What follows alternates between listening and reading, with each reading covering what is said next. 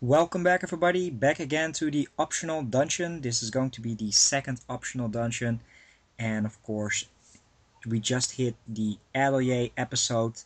And one thing that I want to note though, we tried to record a episode for each week, but this has been pretty much I think a month since we recorded the last optional dungeon and our weekly challenge and stuff. So a lot of time has passed. We have played, a lot of games, and we have a lot to talk about because there have been some great announcements. I've also been to Gamescom 2011, where I got my hands on one fantastic RPG, and we're just going to be talking about, the games that we've been playing. I've been playing quite a lot.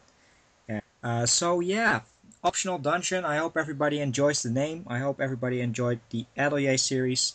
But let's begin with the optional dungeon. By the way, Greg, I know you're still there.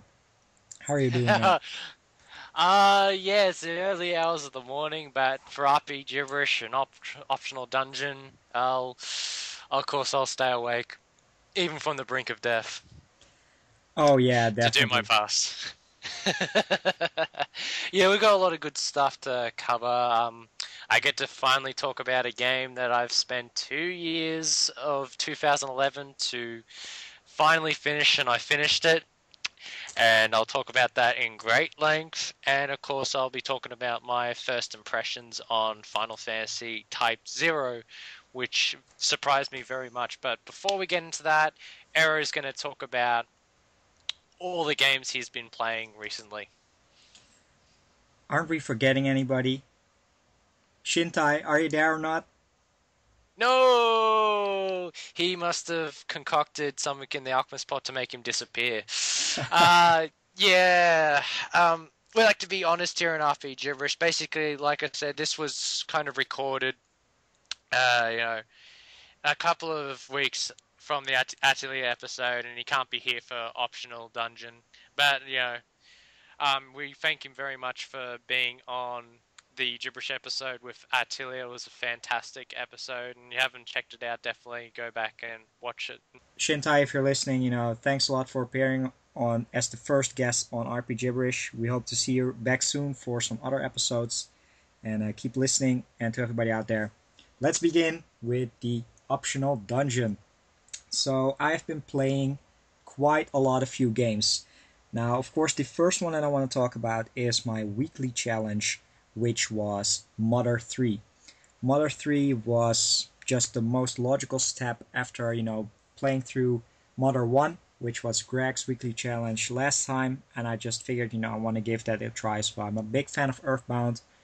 Mother 1 is pretty archaic, it is really classic, and it shows the differences between Mother 1 and Earthbound, and they kind of started working on a great series, but it's only for the hardcore fans. But Mother 3 is one of my all-time, just after one playthrough, one of my all-time favorite turn-based RPGs. I had a fantastic experience playing through the 20-hour game on the bus rides, train rides to work over the course of a week and a half, and it just blew my mind to just how awesome it is. Let me just briefly give you a rundown. This game was made for the Game Boy Advance after 10 years after Earthbound had passed. There was a lot of talk going for a sequel on a Nintendo 64 called Earthbound 64. Earthbound never sold very much in North America and wasn't even released in Europe. But luckily, Shigesato Itoi, apart from Hell Laboratory, figured we're going to make a swan song to the Mother series, and we're going to be putting it on Game Boy Advance.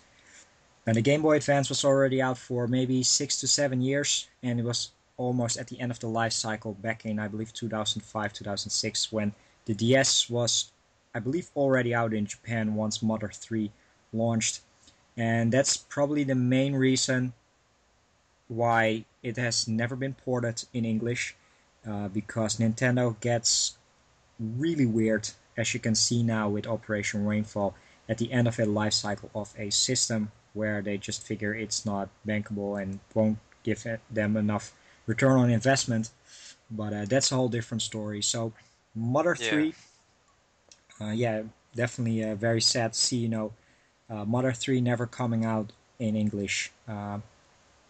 That doesn't mean that the game is unplayable for nobody who knows Japanese. There have been some fantastic and just absolutely fantastic people working at starman.net being able to give us a fan translation. Now, this fan translation was already released back in 2009, but with such a big backlog, I just never figured I had the time, and I always wanted to finish Model 1 first. But it was my weekly challenge, and just from the get-go, it is a fantastic RPG.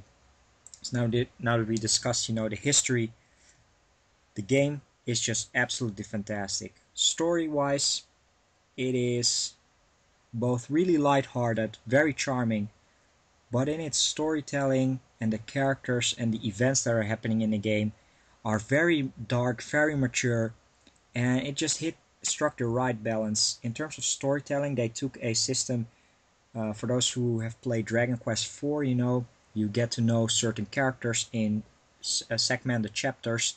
You play out their chapter, and of course, after a while, all the characters come together. The game just fits perfectly over the course of, I believe, 8 chapters, where the 7th chapter is definitely the longest. They could have split that up into 6 individual chapters, but they chose not to. So, in total, the game runs about 20 hours, which might be short, but it's still a Game Boy Advance game. And just from the story, I don't want to give anything away. Just play through the opening chapter of the game and see the events that are happening to the characters, and you're just hooked. I hope that you're hooked. And it's been 2 weeks now since I finished it, and I still think back gladly, to my time that I spent with Mother 3.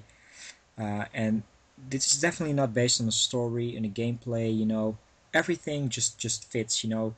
I've been playing turn-based RPGs for maybe 20 years or so, and somehow this one just does something uniquely and a little bit different on multiple levels. Turn-based combat is very easy. You have your attacks, you have items, and you have magic, which we've seen countless times. But Modern 3 incorporates one of the most deepest comboing systems available. You're able to, on the beat of the music, hit your enemies up to a 16-hit combo, which is insane and rewards players for playing very well and just performing well, and get to know the beats of the music. So listen to it with your music up loud and rake up combos and defeat bosses easily. Don't think that this is going to be a 16-hit combo where you deal, maybe 100 points of damage and then it will be 1600 points of damage. I think you'll more easily rack it up, to 175 to 200 points. You still get, twice the bonus damage, but just that system alone makes it very rewarding. And, on the beat of the music, there are about 25 to 50 different battle themes, variations and such. Boss fights each have their unique. And the way you find out about the beat of the music is by hitting the enemy to sleep, and then you hear, the real beat. But trial and error also works. And that's just the main part of the game. It's still a very light-hearted RPG, not too much on the systems. It still has a pretty archaic inventory management. You only have limited spots, which is, in my opinion, the only flaw of the game. But you'll get used to it, But once if your inventory is full, and you get your hands on a new item, but your inventory is full, you can't even use that item up. That's a little bit disappointing, but overall you get used to it. You just battle through dungeons, go to shops, in new towns to get better armor and equipment. And the best thing, of course, about Mother 3, besides the story, is the dialogue. The NPC characters all have, wonderful things to say. You won't leave any stone unturned. And just to give you an example of how great the storytelling and the dialogue of the NPCs is, the save points in the game are frogs. And you talk to frogs and they basically save your progress. Now that alone is of course hilarious. You've seen everything, and in previous Earthbound you used your telephone to call your parents. But the main thing that makes Mother 3 so hilarious is at certain points in the game, there's, a different type of frog. Pretty early on in the game, you are in a specific elder home, and there's a very sad, poor frog sitting in a wheelchair. And the translators did a fantastic job. If you talk to the frog, he basically says, well, all these new frogs, they have outsourced me, all the way to this home, but I still got it. Do you want to save your progress, Sonny? And the way it shows up on the dialogue is hilarious. Let's see. There's also a archaeological museum where there, are dinosaurs with bones set up, and then there's a little frog sitting there. And once you talk to him, you say, "Don't be afraid, I might move, but I'm still a safe point," and stuff like that. That makes it so awesome, Visit the toilets, Well, there's a toilet, then you want to go inside, there's a frog on there, and you say, don't mind me, I'm just sitting here, but I'll still save your progress. Oh, that's cool. It's hilarious, and that's just one part, Those were definitely the highlights, but it's just, other NPC characters. Um, you know, it's just awesome, Yeah, I can talk about this game, for an hour on, but it's the experience that counts. And I know that a lot of you players out there are opposed, to playing pirated copies and such. And sadly, this is the only way you're able to play it in English. You have to find a ROM emulator and a translation patch. But, for a few exceptions, you really get rewarded with one of the best video gaming experiences out there. I had the same for Police Knots, now with Mother 3.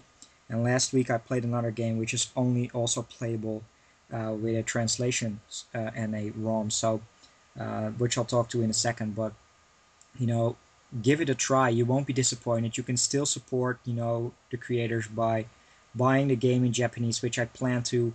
I do have my copy of Earthbound, but I don't have Mother 3 yet. But play this game, and especially fans of Earthbound. If you already finished Earthbound, you will be rewarded with a great game. You will have very nostalgic feelings, even though the story and characters are seemingly unconnected. But you have to play the game for that. And just, the final dungeon is a great tribute. And there's a part of the game that really got me emotional, thinking back of all the great memories that I had, in Mother 1, Mother 2, and Mother 3. And I know a lot of you guys, out there probably know Adoa123, if you're listening, I know you're a big fan of Earthbound as well. Check out Mother 3. It is perhaps even better than Earthbound. And for those who haven't played Earthbound or Mother 3, I would recommend, checking out Earthbound first and see if you like it.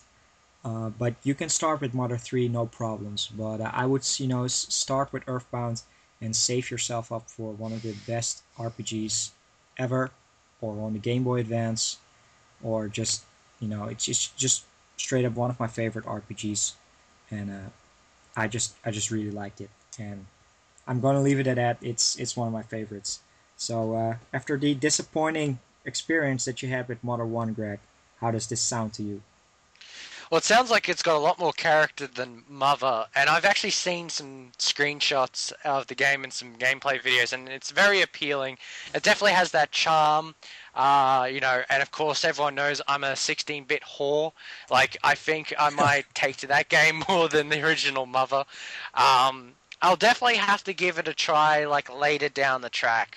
I still want to beat Mother 1, but, like, that's going to be still later down the track. So it's not that I'm not going to play Mother 3. It's just, later on my list, basically.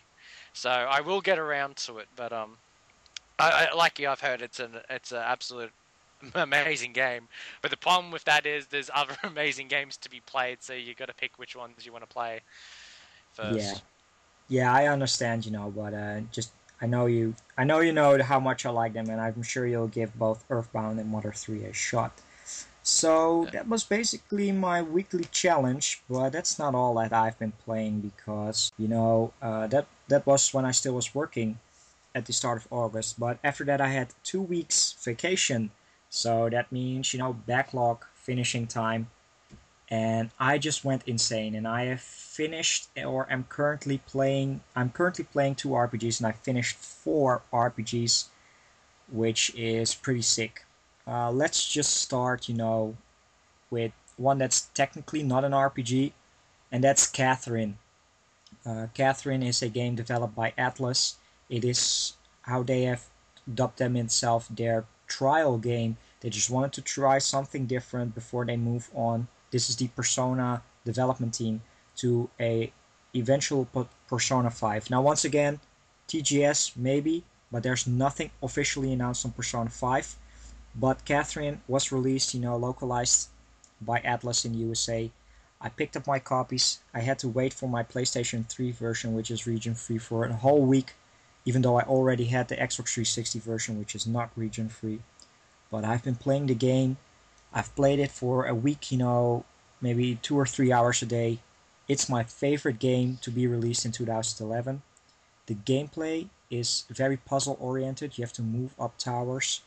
Very addictive gameplay. The way to sum it up, you start, you have to climb towers and you get to know skills. But if you talk to the other people that are trapped in the same nightmares, because the game takes place in a nightmare where you have to climb these towers, you get to find out new tricks, new skills, and if you go back to a previously beat chapter or a tower and you finish it with a gold medal, you get rewarded by not having to replay that same tower again, which makes it way more easier to gain the 7 or 8 other endings. So you might put a lot of effort in one playthrough and then be rewarded for it by just being able to explore the story.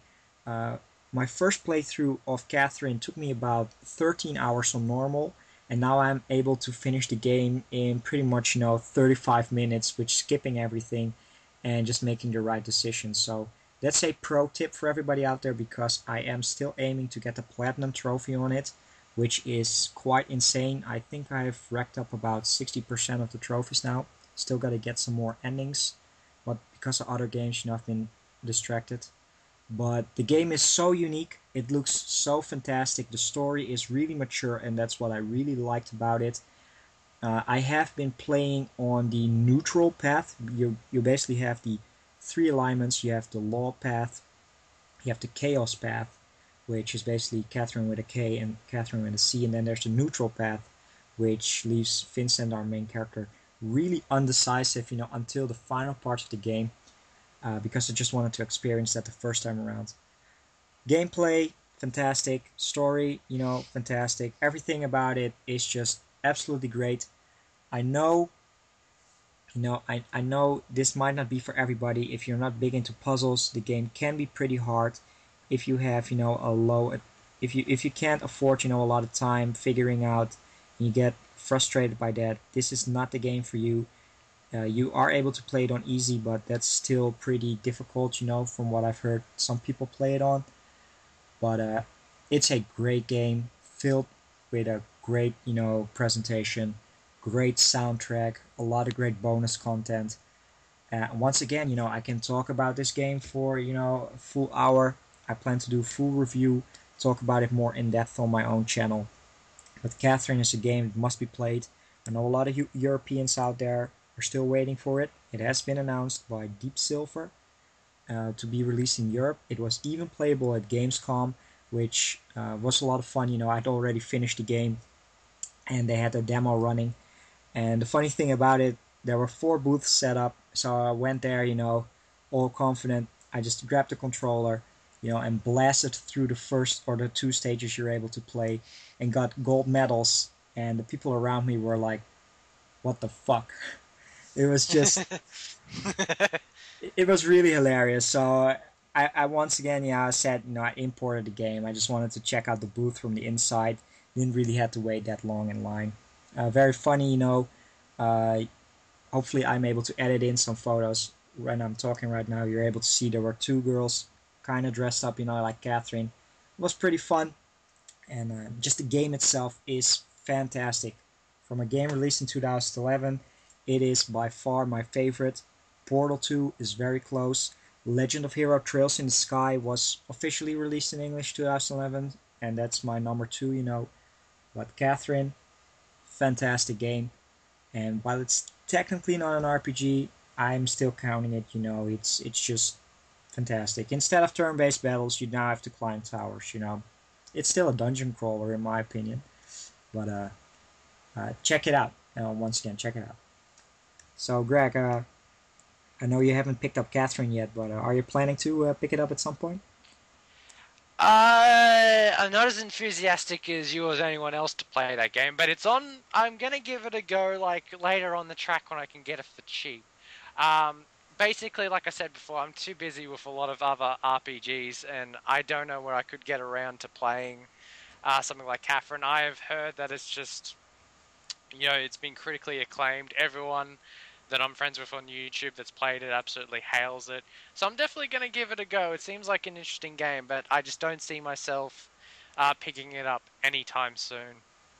Yeah, I understand, Part of me in the back of my brain is saying I should buy it because that money goes to Atlus, and of course that game was supposed to be mainly used as a tech demo to basically teach the designers at Atlus how to make a HD game. So this will probably be used to make Persona 5 in the future. So whenever I think of that, I really want to support the game, make sure it does well, and gives Atlus the incentive to go ahead with Persona 5. And they're already going ahead with Persona 5. I just hope to finally see some screenshots of it. I can't wait for it. Tokyo Game Show 2011 is within a couple of weeks. If they don't have Persona 5, I will be really, really disappointed. I heard talk that they might want to continue the Catherine IP with a sequel. Yeah. But Persona 5 would be hilarious. Now, one thing that was recently announced, Atlus has released a teaser website, p-atlus.jp, and it just shows, the link to the website, p-atlus.jp, in a yellow background with black text, very reminiscent of Persona 4. There's been a lot of rumors going on. I say Persona 4 Vita, but what do you say, Greg? Well, I've talked about this with a lot of people, and it does scream out Persona 4, and it's very close to when the Persona 4 anime is going to be aired in Japan. And of course, some signs point to Persona 4 Portable or Persona 4 Vita, and of course the one that I joked about was Persona 4 HD, because everyone's jumping into that wagon, and it wouldn't surprise me. But I definitely think it'll be a Persona 4 game to sort of cash in and tie in with the release of the anime, because like I said, not a lot of other anime fans do play games, so they might have missed out on Persona 4, but they definitely might. I definitely think Persona 4, the anime, has a good chance of becoming very popular outside the video game scene. So they just want to cash in on making sure they release like another version of it. We have no idea what that could be, Who knows? It could be Persona 5 just using the same, world, but I doubt it, because one of the things I like about Persona is they take liberties with a new setting. So hopefully there will be a proper Persona 5 teaser that's shown to us at TGS.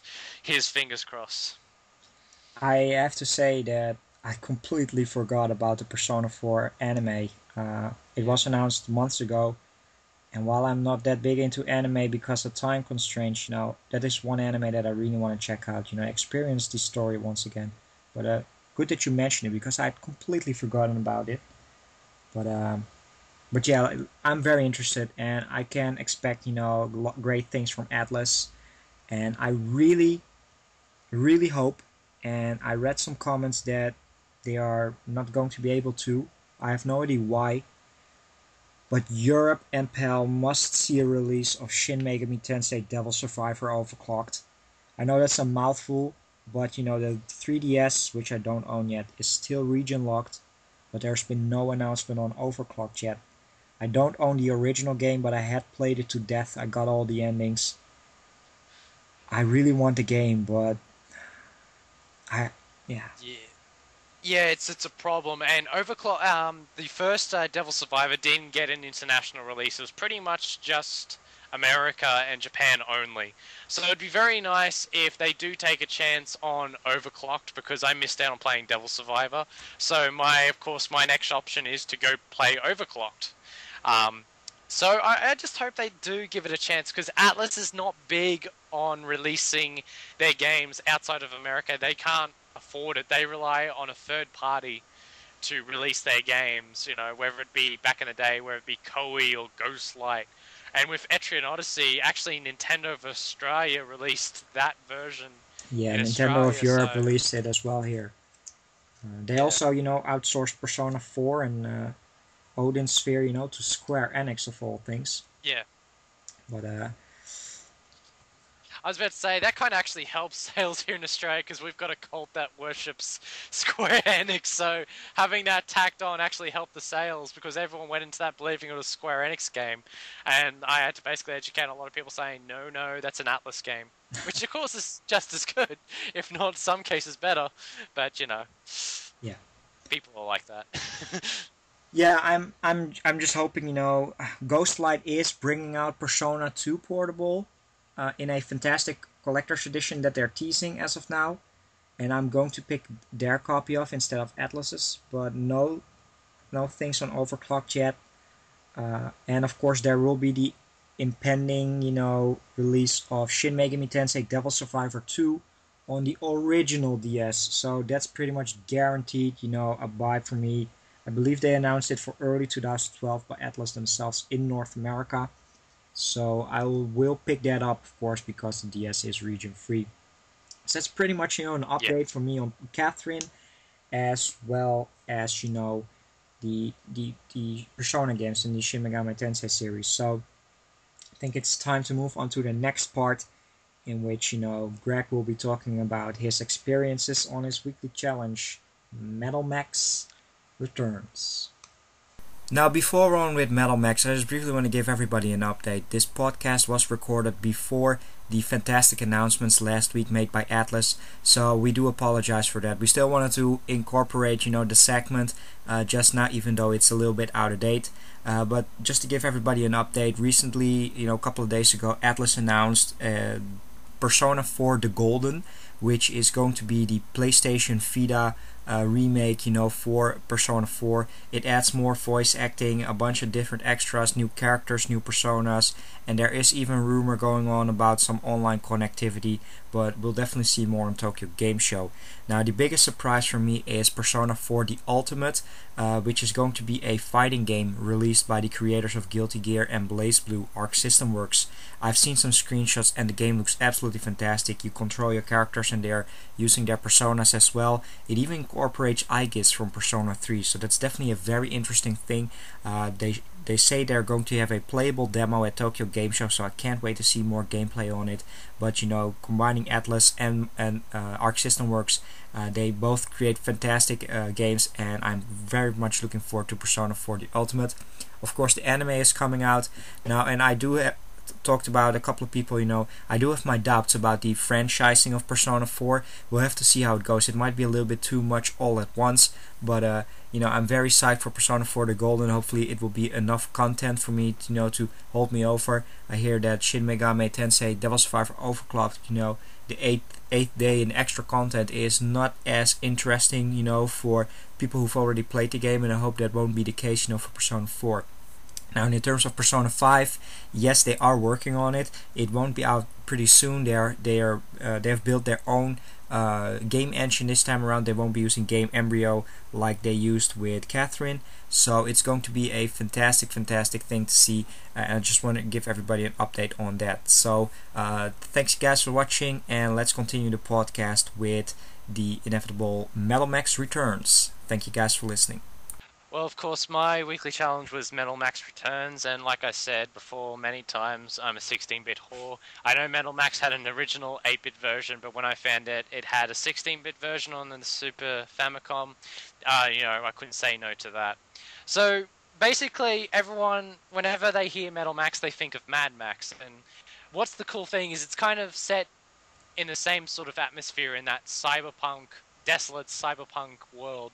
Um, Basically, you play as a boy who gets disowned, mind you, in very spectacular fashion from your dad. Basically, you mention at your dinner table you want to become a monster hunter, and I've got to give this dad the best reward ever for the most overreaction to a notion ever by a son, that he just kicks his son out after saying that once. So he wins RPG Dad of the Year of all time. And that's the premise of how the game starts. Basically, you're kicked out into the cruel world, and basically you just want to, basically fulfill your dream of fighting monsters. Now, the thing about Metal Max, and it's not a bad thing, it's very different, is there's really isn't a plot to it, so to say. One of the beauty about Metal Max, it is a go at your own pace, go anywhere, sort of do anything RPG. And for a 1995 game, I applaud it for doing this because should say at the start of the game, you do have this confined space, but once you get out of it, the options are endless, what you can do, how you do it at a certain time. Basically, the main focus of the game is to collect bounties. It's not a side objective, it is the main objective of that game, to go into each town to find out the bounties and go after them, which I find really cool. But one of the reasons why I really like Metal Max Returns is the little things. Like, you can go up to any computer and type in on the keypad or press yes or no, like a real computer, and I really liked that, and just this element of, immersiveness, for a Super Nintendo game, I thought was really cool. Like, you can go, it's basically your typical Dragon Quest type game where you have the menu where it says you can talk to people, look at your status, have your equipment, blah, blah, blah. And you do go up to, cupboards and chests and all that and look, and find items. So if you're into Dragon Quest and all that, you'll be right at home with Metal Max Returns. Well, you do get rewarded for looking at every nook and cranny. Now, the battle system reminds me very much of Final Fantasy games, where it's complete side view. The enemies are on the the left-hand side of the screen, and the characters are on the right-hand side. Now, there is no ATB bar. It's completely turn-based, so you've got plenty of time to put in your commands. One of the reasons I really like Metal Max is there's no fancy weapons. It's all guns and knives and stuff. Like, the first weapon your character gets is a slingshot, like a pea shooter. And then later on you get, like, the magnum that Clint Eastwood uses in Dirty Harry. And it's just something satisfying if your character just using a magnum shooting bird at the sky. And I just really like it. It's got, like Marvel, it's got its own charm, even though it's more punkish. But I really like it. Now, of course, depends on whether if you're one of those games that like to have a plot and I like to have a lot of dialogue, because this game doesn't really have a lot of dialogue, or it should say it's mainly optional. And whenever there's one that's, linear, where it leads you to that point in time where there is a bit of story, it's very quick and it's over and done with. So it's definitely more focused on gameplay more than any other RPG I've played on the Super Nintendo. It's not necessarily a bad thing. There's a lot to have fun with.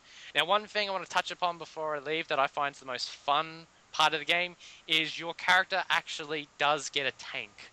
And it's really fun to roll around in your tank and just blast away enemies. Now, what's really cool is how you run your tank is very intricate, where you do have to pay for armor platings, you have to put in a new engine, you have to load shells, It does become inventory management, but I really like that, because every town you just basically stroll in, go to the garage, pay for your upgrades, pay for a new cannon or a new machine gun. It's just so much fun, and I really enjoy it. Unfortunately, I didn't finish it like Mother, because I had lots to do, so I never had a chance to play it. But I definitely would finish it later on when I get the chance. But yeah, if you're really into, sort of cyberpunk, desolate future where you go after bounties and riding around in tanks, then it's the game for you. Definitely. Wow. That sounds like my kind of game. I'm a big fan on sci-fi. Cyberpunk is one of my favorite things, and I heard you talk about it a little bit, but I think I'll have to give this game a try myself. Not right now, but do expect, in a future episode pretty soon, me to check out Metal Max Returns. It is sounding, pretty interesting. I'm definitely going to give it a try. I'm interested in the series as a whole because I saw screens and videos of Metal Max 3, and that's a stunning game on the DS. It's 2D, but the character animations are some of the best 2D animated sprites I've ever seen in an RPG, so I'm really looking forward to the day I get to play Metal Max 3. All right. One thing I have researched it, and correct me if I'm wrong, but I do believe that these games are never released in English except for Metal Saga on the DS, again by Atlus. Am I right? Metal Saga is actually released on the PS2. Oh, sorry. And it was a no. There was actually a Metal Saga on the DS, but I can't remember if that did get an English release. So yeah, you're not sort of wrong there. But yeah, the main title that did get the first game of the series that did get released is Metal Saga. So for all of you people that are going, oh my god, that's part of the Metal Max. Yes, it is, and it definitely is a fully fledged Metal Max game. It even has music remade from the first game in the game, which is the boss theme. But I never, again, Metal Max flew under the radar. It never got a PAL release, so of course I didn't know about it until I got on the internet and found out about it and got reminded of it recently when I got into researching the Metal Max series. So when I am able to play imported games, I'll definitely have to give it a try. But I'm just looking forward to being Returns and giving 2 a shot, and ultimately my desire to play 3, because that game just looks stunning. But that's not the only thing I've been playing recently. Before I get into the game that has enslaved my life, I've actually been playing something just very recently. One game that I've been wanting to play for a very long time, I bought it a couple of weeks ago, and this week I popped it in, and that is Dragon Quest VI, which Yes. is the third chapter of the Zenithian trilogy, which is 4, 5, and 6. And of course, this is the last of the DS remakes that uses the exact same engine. And I gotta say, I really love that engine. It's probably one of my favorite. 4 and 5 are probably one of my favorite RPGs on the platform, especially 5. 5 is definitely one of the best games of the series. Now, I gotta say, 6 hasn't gripped me as much as 5 did, but I'm still enjoying it. There's lots to do, and if you're a fan of games that have like a second world, like the Light World, Dark World, it has something like that, where it has kind of like the real world and the Phantom World. So it's definitely a meaty adventure. I'm liking how when you switch basically all the story events that switch between the two worlds, it's very interesting. I can't wait to dive into it. There's nothing much to add, but it's Dragon Quest. It's fun. There's metal slimes to fight, which I always get addicted to fighting.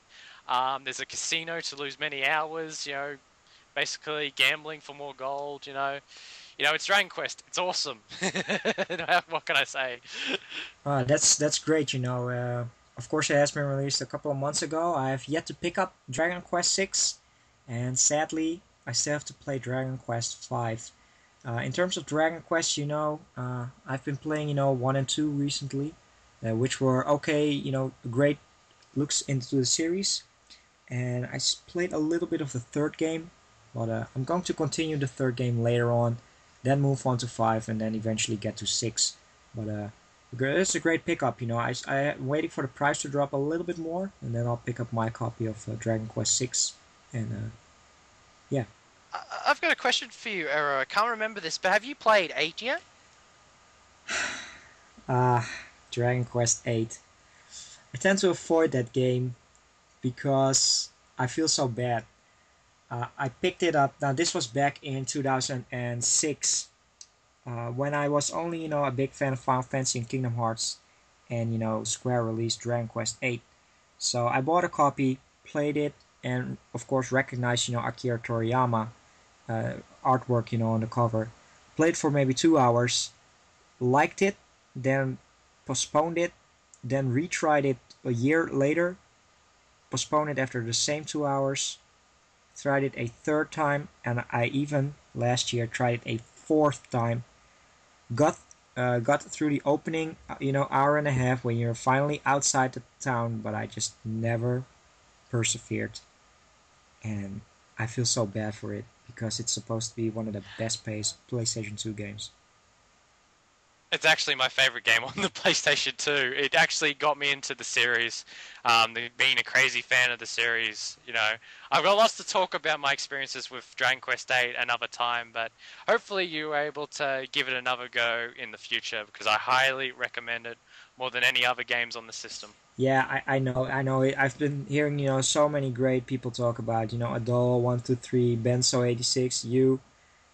I really wanna check it out, but it's on the PlayStation 2. It's supposed to be 100 hours long, and if it was handheld, it would have higher priority, for me traveling now. But I'll Yeah. if it's I don't know, honestly, the lowest on the list is Dragon Warrior 7, and then Dragon Quest 8. But I really want to give the 3, 5, and 6 a chance first, because they're portable Yeah. and a little bit shorter than 7 and 8. Yeah, that's fair enough. Yeah, I can understand that. But it is great looking, and from what I've played, very great. And it's probably the best looking Dragon Quest game out there because it's on the PlayStation 2. The handheld ones are great, but now seeing or being able to play it, full screen, wonderful graphics by level 5, it will probably be the But best until Dragon Quest 10. Ladies and gentlemen, he read my mind. That's basically what I was going to just get into. Basically said the best graphics until we know about Dragon Quest X, which I can tell you now at the time of recording is only the Dragon Quest 25th anniversary pack is only weeks away. And in that pack is the trailer, the long-awaited trailer of Dragon Quest X. And I can tell you this now, I've not just waited this year, I've waited years ever since the game's announcement to see first screens or see that first trailer. Oh, yeah. And you better believe that day, when that day it gets released in Japan, I will be praying someone in Japan will upload the trailer to YouTube and I will watch it because that's what I'm waiting for, to see what the game looks like. I am praying it's going to be like Dragon Quest 8 because that's the Dragon Quest game I love more than anything. So I'm praying it's something like that. Oh yeah, I really wanted to pick up the anniversary collection as well. Sadly, my copy got cancelled because they don't have enough units. But I'm definitely going to check out the trailer. Just one thing really controversial that has been on my mind for the last couple of days. Supposedly reports are that the Wii U is really starting to fail and such. This is no console podcast, but honestly, Dragon Quest X, if they release it on Wii U, might save, get them the millions. But that's just my opinion, That's something Nintendo and Square have to figure out. But I'm just saying, Well, one of the rumors is they were going to pull a Twilight Princess. They're going to have one version on the Wii and have one version on the Wii U. I don't know if it's going on the Wii U because it's been in production for the Wii for a very long time. And it might be the system's swan song. But, ladies and gentlemen listening to this, Dragon Quest sells in Japan. And there was a good chance, there was times where people said that there was no way in hell it was going to come outside of Japan until 8, it gave it new life. Of course, Dragon Quest was released here on the NES under the name of Dragon Warrior, and the 4 games got released, but didn't have quite a big audience. And basically, they didn't release any games until Dragon Warrior 7 on the PlayStation, which just had a little cult status, and then took the risk with 8 that just blew up, and then number 9 that even got more acclaim because of the advertising that they poured into it. Ladies and gentlemen, RPG fans of all ages, this is the time where I announce that after 2 arduous months of playing, of being immersed in this one world, I have finally beat the Shining Force 3 saga. And let me tell you this now, it has been, without a doubt, one of the greatest RPG experiences I've ever had in my life. It's definitely been worth 14 years, you know, worth the wait, and I was so glad to play it. So I get to basically talk to you a little bit more about Scenario 3 and basically the three scenarios as a whole. Basically, as I said before, the first scenario takes the role of symbiotes of the Republic. Shining Force 2, so I should say Shining Force 3 Scenario 2 takes the place of Prince Meladon of the Empire, and Scenario 3 takes place of the mercenary Julian, who also makes an appearance in Scenario 1 and Scenario 2. Of course, Scenario 1 and 2 takes place in the same time frame, and Scenario 3 actually takes place before, just a couple of chapters before the events of the ending of Scenario 1 and 2, and then proceeds to the ultimate final battle that takes place at the end of Scenario 3. I'd like to say and warn everyone that Scenario 3 is very hard compared to the other scenarios. It's definitely worth pushing your save file over from Scenario 1 to Scenario 2, Scenario 3. But there's also something I really want to warn players, and this is also a good thing, is not only to just play the Shining Force 3 scenarios, but before to play that, to play Shining the Holy Ark. Now, there's little elements in Scenario 1, Scenario 2, where if you've played Shining the Holy Ark, you'll know just little tidbits.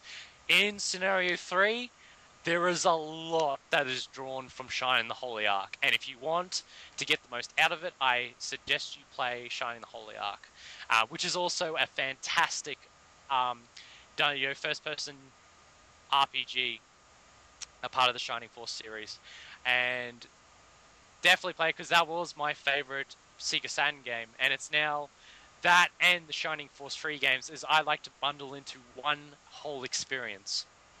Now, just to give you a time frame what it took me to beat the games, it took me about 30 hours to beat Scenario 1, it took me 40 hours to beat Scenario 2 with I would say about 8 hours grinding, and it took me a whopping 60 hours to beat Scenario 3, and that was because of 20 hours of grinding.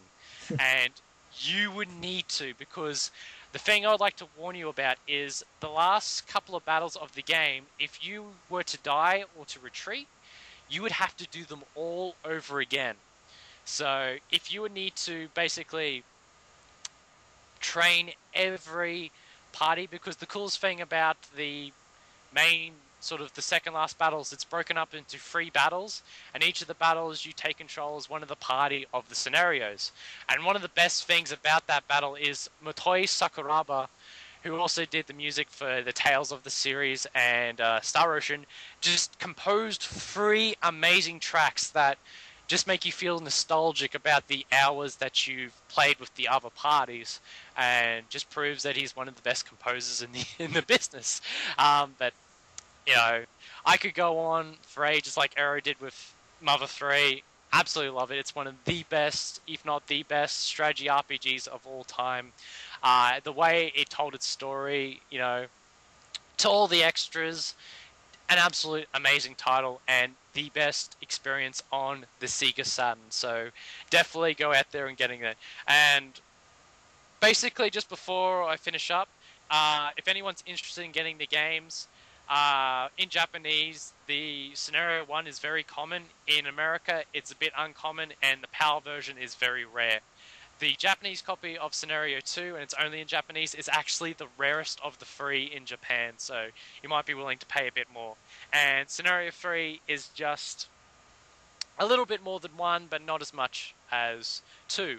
And of course, other than that, I have not mentioned before, or I might have, my memory's pretty bad, is the coolest thing back in the day is if you collected all 3 of the disc labels, the spine cards as they're called, and mailed them into Sega, they would give you a premium disc of Shining Force 3.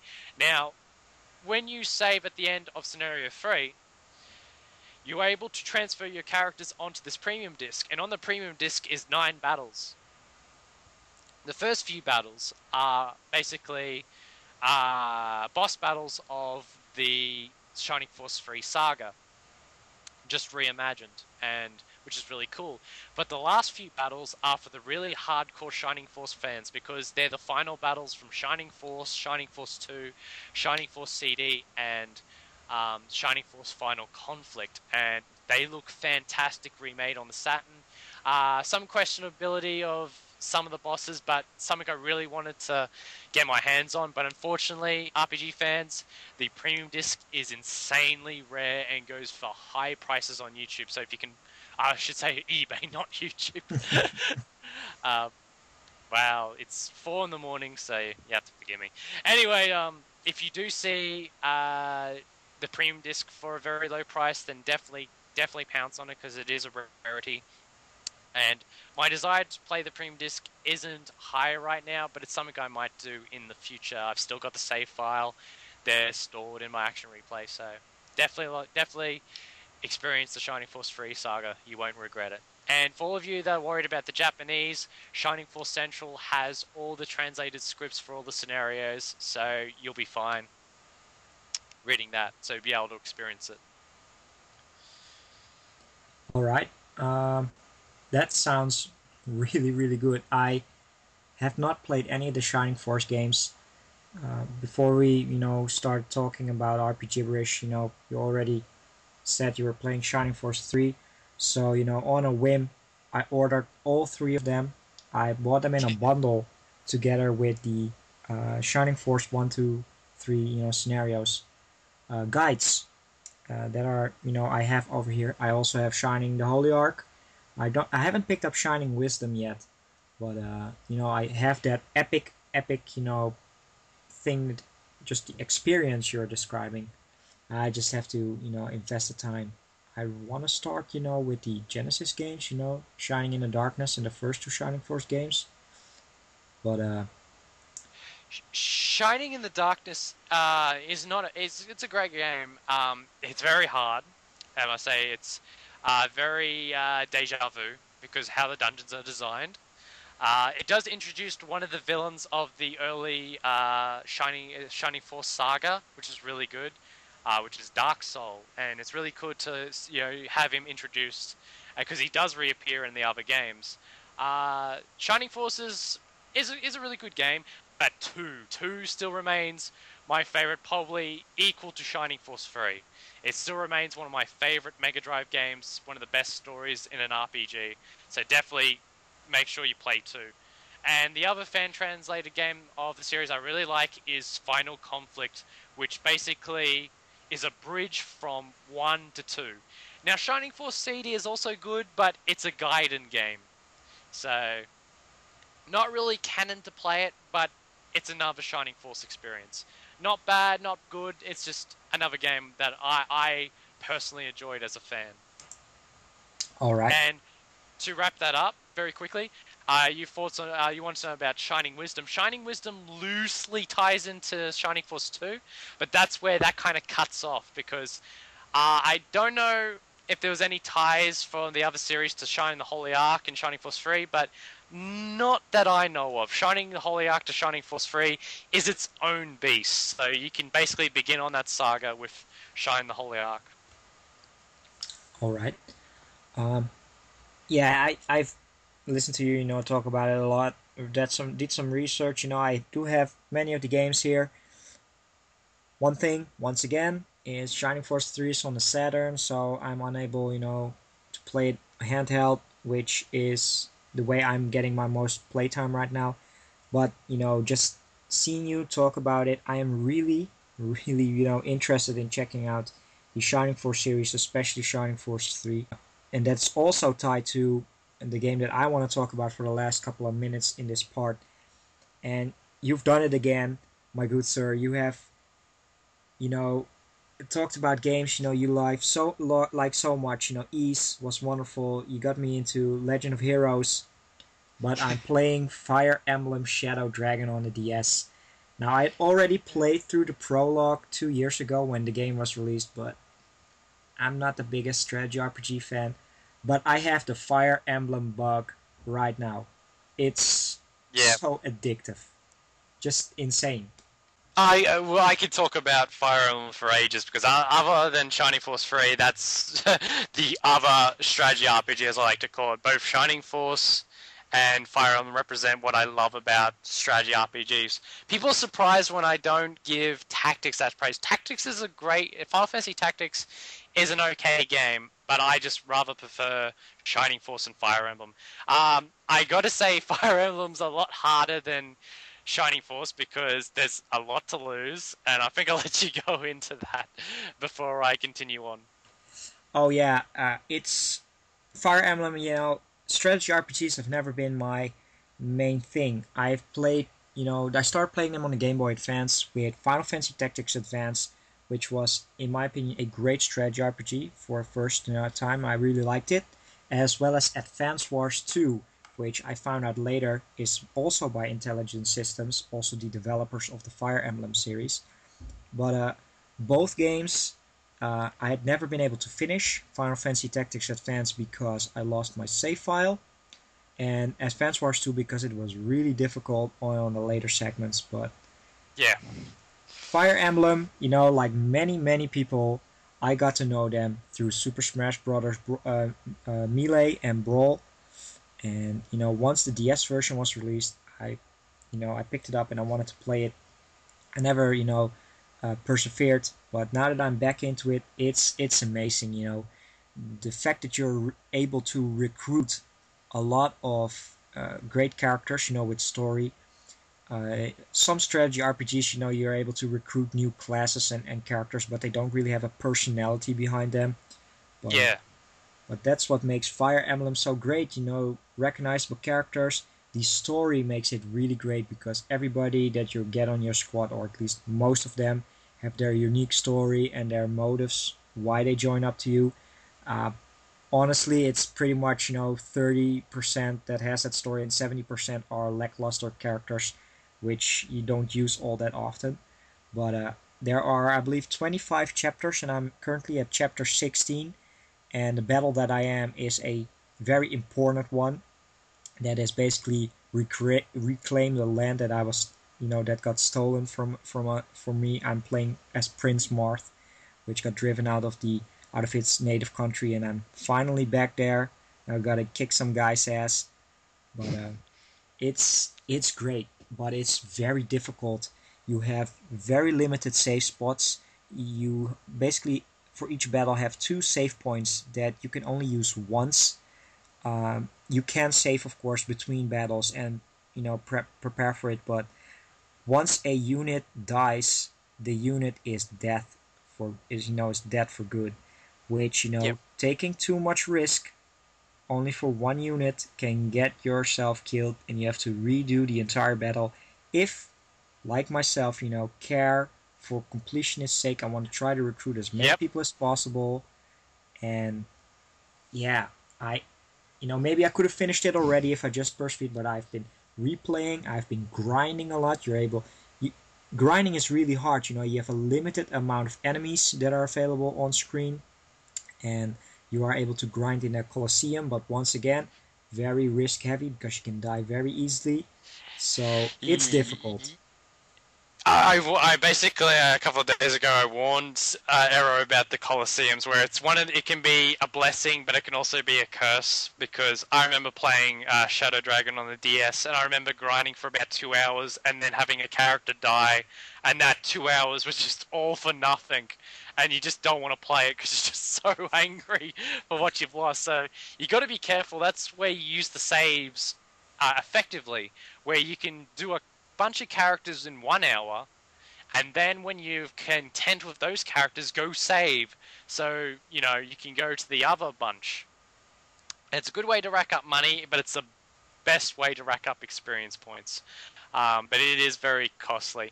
But what I like to basically compare like Fire Emblem to Shining Force is I consider Shining Force more of the RPG side, whereas Fire Emblem's more focused on strategy. Like, you've got a lot to use. There's a lot of item management, where in Shining Force your weapon is everlasting, where in Fire Emblem they have charges. Now, I could talk about this for ages, but we actually have an episode planned in the future where we are going to bring on one of our one of my greatest friends on YouTube to talk about the series in great length, and it's an episode that I've looked forward to recording ever since thought of Rpgibberish. Oh yeah, But I'm psyched. I'm playing Shadow Dragon right now, and I've already planned, to play the Game Boy Advance games that have Roy in them. yes, I hear these are your favorites. They are handheld. yes, I gotta play them as well. yeah. The seventh game, which was basically translated to the Blazing Sword, was the first Fire Emblem game to officially get released, in English.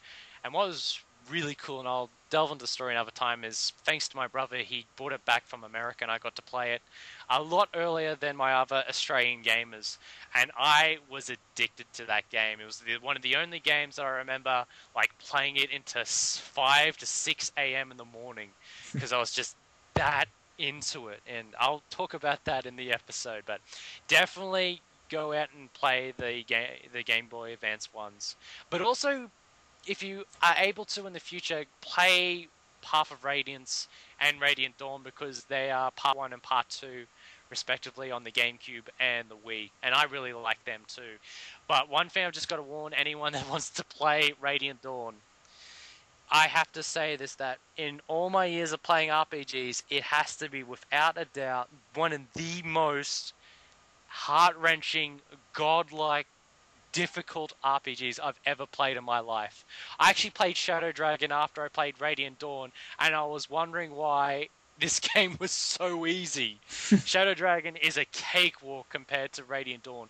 Radiant Dawn will basically chew you and spit out your bones and swallow your soul. That's how I can describe it. Hmm. I can take my difficult games. Ninja Gaiden 1 and 2 are very difficult. I like them for it. But I'll play some more Game Boy Advance first, and hopefully something that I want to mention that I recently found out, there is a second game on the DS only released in Japan, which is the story continuation of the first Fire Emblem that I'm playing right now, Shadow Dragon. And it's currently being fan translated. I've seen screenshot. They're making some great progress. Hopefully I'll be able to play some more Game Boy Advance and then roll right into the continuation of Prince Mark's story. I am psyched, and thanks to the fan translators once again. Like I said, thanks to the fans that come to the rescue where Nintendo of America doesn't. This is an issue that I've been concerned about for years. Ever since the game got released in Japan of last year, I've always known about its release, and it's actually not the first version. I want to dive into that a bit more, but Shadow Dragon on the DS is actually the second remake of the original game on the Nintendo, whereas the second game, the Part 2 of Marth's storyline, is actually the remake of the Super Nintendo game that was actually Part 1 and Part 2 on the Super Nintendo cartridge, which I always found to be an awesome value for money. So I can dive into that, how that came about for ages, but I was really looking forward to playing, as the game is called, Mystery of the Emblem, or New Mystery of the Emblem. I was so looking forward to it. But unfortunately, like Mother 3, like most RPGs that Nintendo has a hand in releasing in Japan, got overlooked in America. So it's very sad. So to those who are a part of the fan translation team, thank you so much. I can't wait to play it. I'm definitely going to be buying my copy of New Mystery of the Emblem, though, for my Fire Emblem collection, because that's one of the games that I very, very much love to collect. And when I get back into collecting games full-time, I'll definitely focus on getting that. Alright. And in the meanwhile, I'll be continuing, hopefully next week I'll finish, Fire Emblem, and probably move right on to the Game Boy Advance games. Alright, I think it's time to move on to the next part, and those are 2 more, or actually 3 more games that I've been playing. So let's move on to the next part. So for now I'm going to be talking about 3 more RPGs that I have had the pleasure of playing through and beat.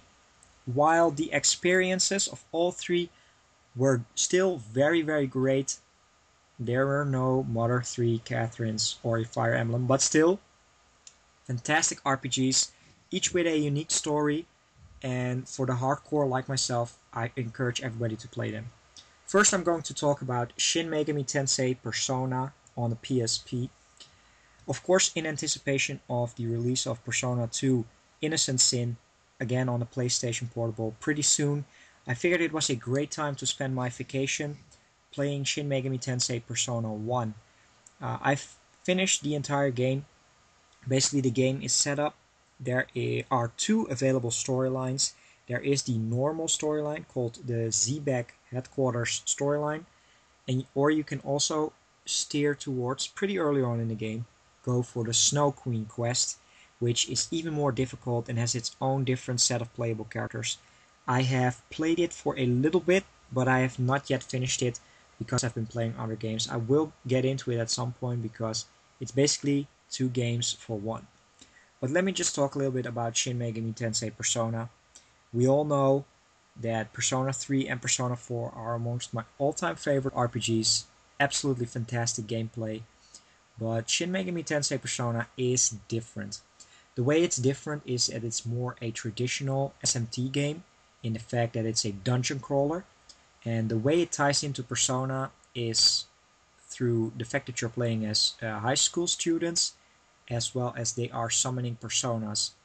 And you're able to fuse personas in a less appealing and more difficult way. In Persona 3 and 4, you get a lot of persona cards after beating them and such. But in Persona 1, you can only get spell cards to fuse new personas through negotiating. And the negotiation process is a big part of SMT, but not from Persona 3 and 4. They have not added, the negotiation part in it. Out of the old school SMT games, I've only played Strange Journey on the DS that had the negotiation system. But in Persona, it's kind of, a little bit, I don't want to say frustrating, but you're able to fight, the personas and demons, and you get experience in gold for it, or yen. Or you can negotiate to them, but once you have a successful negotiation, the demons leave. So it's kind of a 50-50. What do I pick? Do I need the spell card or do I need the experience? And that makes for a lengthy and pretty difficult grinding session. The game is really difficult, so keep that in mind. Persona and SMT, are amongst some of the most difficult RPGs out there. A random encounter can completely obliterate you. This time around, you do have more save points and MP replenishment as opposed to the dungeon crawling in 3 and 4. But just keep in mind that SMT Persona is only for the hardcore SMT fans and Persona fans interested. And it can be very difficult. I've been playing the game. I finished it in about 32 to 35 hours. It was very frustrating, the first couple of hours because I was so used to P3 and P4. But, after a while, I got really invested into the system, figured it out. And the main reason I was so frustrated at the start because there is a optional, you basically play as 5 characters, and your 5th character is a choice between one of the high school students. And pretty early on, you're able to recruit one of them. However, there's a character called Reiji that you can get later on. So you have to play through the first 5-6 hours until you're able to recruit him. He is a great character once you have him, but it's hard to recruit him. But I went for him and challenged myself, in the long run. But Persona, I'm not going to talk about it, that much. Check it out if you're a hardcore SMT game. I am really interested to see how Persona 2 is different from Persona 1 or Persona 3 and 4. But it was a great experience, and it's a great SMT game to add to my, list of SMT games. Yeah, Persona 3, I should say Persona 1. It's actually a game I've actually played. I actually bought it when they had the special edition released by Atlus in America. I imported that. as an old hat at SMT games, like I've played the original game, and that's hard. And that, of course, has the negotiation system that I was very much used to, where saying the right thing or the wrong thing can either have a monster join you, or a monster wanting to kill you, or a monster wanting to give you money or equipment. It's something that I thought that's really cool. I find the card systems of 3 and 4 to be more convenient and more user-friendly. Definitely the negotiation system of SMT can be quite challenging, especially in Persona. One thing I want to touch upon is actually Persona was actually thought up after the last Shin Megami Tensei game, which was Shin Megami Tensei If, which actually takes place in a high school. And in the Shin Megami Tensei timeline, it goes from that to, Persona, basically. Still need to find out the kinks, but that's what I've learned about. Now, I have not gone far in Persona 1. I think I've only done the first 2 dungeons. And while it's a decent RPG, I just never had the time for it and got sidetracked. And I kind of prefer Persona 3 and 4 myself. There's just something about those games that drew me in. Definitely got to have some time set aside to play Persona 1 to see where it all started. But like Arrow said, it can be quite challenging. So I've definitely got to be in the mindset to prepare myself for a challenging experience like Persona 1. But one thing I really like about Persona 1 in the PSP is the redone soundtrack by Shigeru. Oh my god, it's so good. I absolutely love it. The battle theme I can listen to for hours. It's just so good. Oh yeah, definitely. Once again, fantastic soundtrack by Shoji Meguro. It's Sure. not everybody enjoys the J-pop style, but I love it. I listen to the soundtracks of 3 and 4. It's so unusual in an RPG, and that's where it kind of gives Persona its stamp. Like, you won't be playing any other RPGs that have J-pop. When you think of that, you automatically think of Persona, in my mind. So it's tied to it in a way, and I absolutely love Muguru's soundtracks. It's just absolutely awesome. That's one of the things I really liked about the package is you do get the 2-disc soundtrack, and I basically listened to all that before I even played the game, and it's just a treat to the ears. Oh yeah, definitely. So yeah, I think that's about it for SMT Persona. I will get back to the Snow Queen quest and check out Persona 2 once it hits. Now, another interesting RPG that I've been playing during my vacation was one that I have on my wishlist for a while, or at least on my backlog for a while.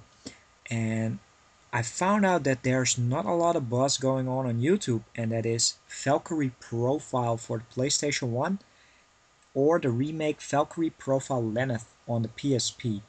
Now, both versions are pretty much identical, except for some more realistic cutscenes instead of anime cutscenes, but the game is pretty much very similar. Now, the game is not a mammoth of a game. I finished the game in about 20 hours, but what I have played, wow, I was blown away by it. It was one of those games, a very cult following in North America. It was released at the end of the PlayStation 1 life cycle, and it's also one of the rarest games on, at least the North American version is one of the rarest PlayStation 1 games. But like I said, I've been playing the PlayStation Portable version. Let me just quickly give you a rundown of what you can expect. The game is made by Tri-Ace, and this makes it my first Tri-Ace game that I've ever played, even though I own quite a lot of them. And it's set in this Norse mythology-based world. Actually 3 worlds, where you basically have the human realm, Midgard, you have the god realm called Valhalla, and you have also Nibelheim, which is the hell realm. And you basically play as Lenneth, this special knight that is summoned by King Odin to recruit so-called fallen souls, which in the game are called Einherjar. You have to recruit these fallen souls, which are basically people who just passed away, and train them to help out in the war in Valhalla. Basically, Odin is part of the Anir, and they're basically fighting against a different force of gods, the Vanir. So Lenneth is sent back to Midgard, the human realm, to fight there. And what you see there is a fantastic storyline, that evolves over 20 hours. The individual stories on the Einherjar are fantastic. To see everybody meet their end because they're dying. But there are about 5 or 6 major kingdoms, and you play this game. It's a time-based game, not as annoying as Persona or Atelier series, but you basically, over the course of 7 chapters, you meet a lot of great characters that you're able to recruit. Some you can only recruit in later chapters, but it reminded me a lot of Suikoden in the fact that you're able to buff up your army, which, like, I finished Valkyrie Profile last week and now I'm playing Fire Emblem. It's pretty much similar. I really enjoy that style. The game is also very unique in its gameplay system. You basically control, in the dungeons, you control Lenneth in a side view 2D platformer where you're able to attack enemies with a ice spell and freeze them and get treasures and such. But after that, if you get in contact with an enemy or it's just a boss fight, it turns into a turn-based battle system where your entire party works on a combo system. So the triangle, square, circle, and X button all map to one of the 4 characters on screen. Time your attacks right, do a very devastating combo, and it's very very hard to describe, but very unique. And that's what I liked most about Valkyrie Profile. Its differences to traditional turn-based RPGs. It's fantastic, once again, fantastic presentation by Tri-Ace with a killer soundtrack by Motoi Sakuraba. Yes, the man himself returns once again. And just overall, great story, a great dialogue, fantastic characters, deep gameplay system. There is a lot of management in the menus because you level up with pooled experience. You're able to distribute experience over whoever Einherjar you see fit. You can send them back to Valhalla, to help out Odin and get rewards for that. But you lose that character, to play with. Overall, about 25 to 30 recruitable characters. I played it on the hard mode because that's the only way to unlock the real ending to the game. Play this game. I was really amazed that the fact that there are no real reviews out there, or my favorite RPG channels have a good review out there. I am planning a review on my own channel to talk about it a little bit more in depth. But Valkyrie Profile or Valkyrie Profile Lenneth are fantastic, fantastic game that you just have to check out. It's highly recommended. I know it might be a very rare game, but it was a real surprise because I had known of the title, I owned the title, but I really didn't know it was such an enjoyable game, and I am really thinking of playing Valkyrie Profile 2 Silmeria on the PlayStation 2, or the DS game Valkyrie Profile Covenant of the Plume, which I also have. But kind of running out of time, and I still want to give Greg the time to talk about Valkyrie Profile. So, Greg, you have about a minute and a half. How do you feel about Valkyrie Profile? I've said my piece of that game. I don't hate it entirely. It was the fact that I actually got very far into that game, I think just before the day, where everything went happens, but I just got bored of it. I really did. I just put it down one day and I didn't want to finish it. I don't know, I just didn't have any desire to play it. And that was on my old PSP, which was sold. And, with the save file, and everything. And there are some good things about the game. Like, I love it. I love the soundtrack. Some of the dialogue's good. Very depressing, because it deals with basically these small intervals of people dying in their last words before they become Einherjar. So you can view it as sad if you want, but it brings a certain atmosphere. Like, I think it has one of the most dark openings in a game to date. Oh yeah. Which certainly has its own stamp on the RPG genre, from every game that's ever released. I personally would like to give it another go, but its structure with the days bothers me probably the most, and how you have like Odin's artifacts where keeping it will lose respect, and giving it up will win you points.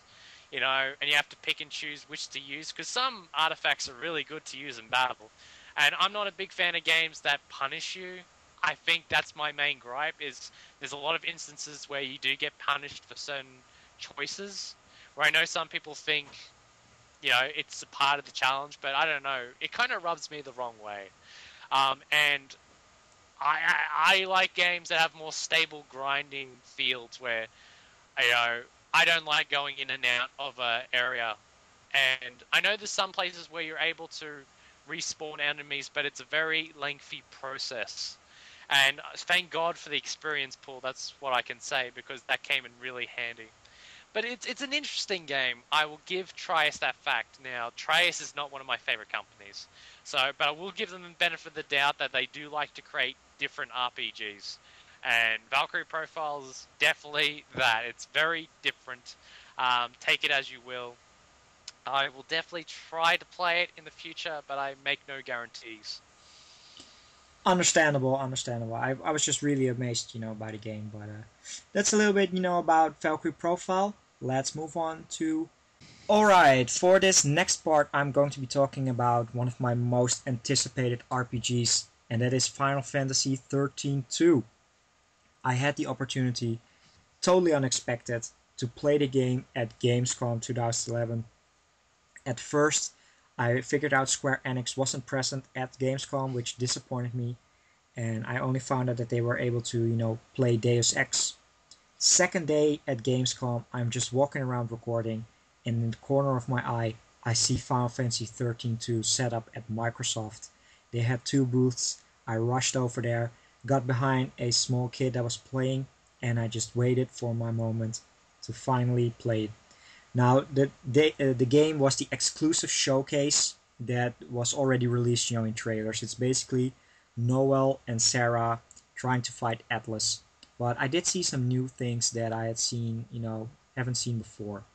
Now, everybody out there knows that I'm a big fan of Final Fantasy 13. It was a great game, I love the battle system, and I can say that it hasn't changed all that much, but that's... There are some obvious changes though, but I'm glad to see that the fighting system with the paradigms has returned, and staggering enemies is still present. The big changes this time around are, of course, the third character is a monster. In the demo, you were able to play as the Flanbanero, a behemoth, also a stone-type turtle lizard, and that was about it. I recruited a lot of other monsters, but there was no real menu present except for some settings, so you was unable to change your paradigms. But the demo ran about 30-35 minutes, and I played through it twice, because at one point in the demo you have the option to go to a machine, which is basically a time portal temporal rift machine, where you gotta solve these little crystal puzzles to put the machine back in action. And once you do, it weakens Atlus, and you're able to beat him very easy on. And the first time I did it, I was able to beat Atlus in about under a minute and got the 5-star rating. So I figured I'm going to replay the demo the next day and see if you're able to beat Atlus without going to the machine. So I figured, some risk reward system, but it turned out I tried as much as I could. Atlus just pwns the shit out of you in one hit, so you have to go to the temporal rift machine and fix the puzzle to be able to scratch Atlus. So you're not really that free into choice, at least in the demo. I just absolutely love, the battle system once again. Game looks absolutely gorgeous. I like the fact that you can walk around towns now and talk to people way more. We have to see more on the story, but my experiences with the demo was great, and I am very psyched to see this game released only a month after its Japanese release. North America and Europe both get the game in January 2012. I hope that there will be no delays, but I am very psyched for Final Fantasy 13 too. Greg, how does this sound to you? You know, more of the same? And I know you're not the biggest fan of 13, but Yeah, I'm quite infamous for my views of 13. Now, it's not the worst game I've ever played. I actually like the characters, and I think the visuals are stunning, and I love the soundtrack, so it's really great to watch. I don't like. If you may have heard that groan I made when Arrow mentioned the battle system, I knew about that ages ago, because that was the one aspect I really wanted to know about, and the fact that they did not change it upsets me. But this is a conversation we're going to have at one stage or another about how most of the people that didn't like Final Fantasy 13 were old school fans, or the older old school fans, that like their systems more simplistic. Because I can definitely say without a doubt that Final Fantasy 13 was the most button heavy Final Fantasy game where you just had to know a lot of different ways that you had to, you know, buttons you had to press in battle, like changing the paradigms, and auto battle if you were quick, put in your commands, between trying to put in commands and changing the paradigms, I was wiped. I personally wasn't having fun. And on top of that, you had the stagger bar where you had to change, to take down the stagger bar. I really just didn't have fun with that battle system. So the fact that it makes a return in Final Fantasy 13 too, unfortunately, I'm not I'm not that thrilled on it. However, there is one aspect of the game they have not commented on yet, and this could actually be the saving grace whether or not I will play it. And that is, will players be rewarded more thoroughly than 13? Because this is what really ticked me off, is there wasn't much gil flowing until the end of the game. And even then, it was very uncertain about how you would get it. I mean, the only certain way to get gil in that game is to fight this enemy 4 hours that drops this item. And I did this not only for hours, but for days on end. And I just really wanted to bash my brains out on a brick wall at the end of it. So my experiences with 13 was, I enjoyed the story, I enjoyed the music. I just wish someone else would come and play it. Oh god, but like 13, 2 looks stunning. And, I may have to make friends with someone that will play the game so I can just sit there and witness it. But I probably will give it a try, but I don't hold me to buying it day one. But yeah. Yeah. understandable. We'll definitely talk about 13 and the other Final Fantasy games in another podcast. And I gotta say, RPG fans, that's going to be the most controversial on my end. Let me tell you this now. Yeah, that's one thing that I like about Final Fantasy. The differences between the games, they won't appeal to everybody, and 13 is one of the most controversial ones. I'm very happy for 13 too, and I know a lot of people are very angry for 13 too. But yeah, that's debatable. But as a big Final Fantasy 13 fan, I can say I'm psyched for 13 too. So much so that we're going to be doing something very special here. And today saw the release of the PAX exclusive trailer for Final Fantasy 13 2, and I was at work when it was announced, and I couldn't watch it because I was at work. But I'm going to be watching together with Greg the trailer for the first time ever. And for all you guys interested, you might have already seen the trailer. Look it up on YouTube. I'm watching it at IGN's channel, Final Fantasy 13 2 Quest for Lightning trailer. I have it preloaded, and I'm just going to be kind of narrating on it. Greg, if you want to, you can go as well, but maybe we'll talk through each other. But yeah, this is the first time I'm ever going to see this. They have, new stuff. I hear there are some interesting things. So, Greg, are you ready? Yep. All right, here we go. Let's see. Play. May contain content inappropriate for children. Well, children, avert your eyes.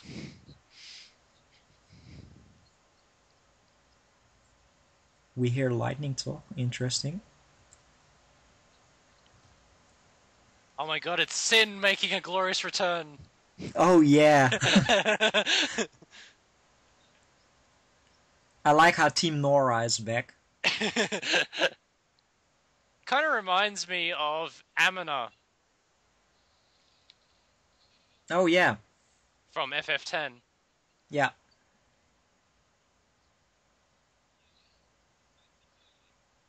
I like the design of Noel, honestly. He looks a lot like Squall. I like his weapons, they're very cool. Oh yeah.